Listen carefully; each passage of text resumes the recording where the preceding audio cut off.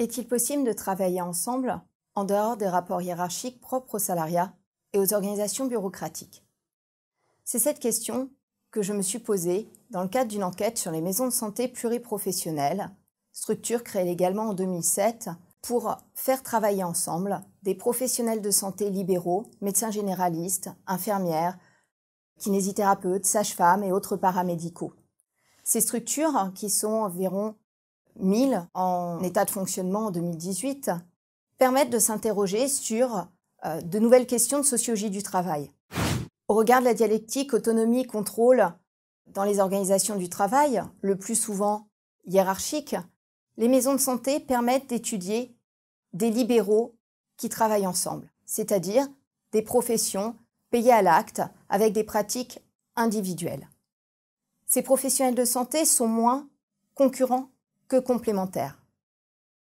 Ils peuvent ainsi travailler à améliorer le système de santé français, à améliorer l'accès et la continuité des soins sur un territoire. Ces structures collectives ne sont cependant pas dénuées de rapports de force. En l'absence d'une hiérarchie formelle, les maisons de santé doivent obéir à des réglementations, à des impositions réglementaires, par exemple celle d'avoir 2 médecins généralistes au moins par structure quand le choix ou le nombre de spécialités paramédicales n'est pas imposé. Ces rapports de force ne sont pas un échec, ils ne constituent pas un échec pour la maison de santé.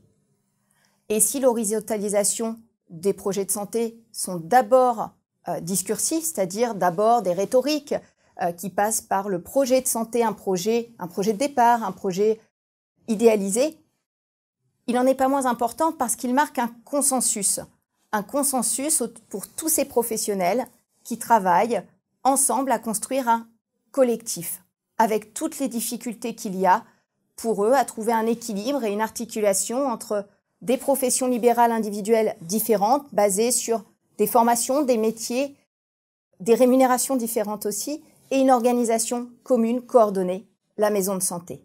Et cela nous apprend beaucoup de choses sur les mutations actuelles du travail.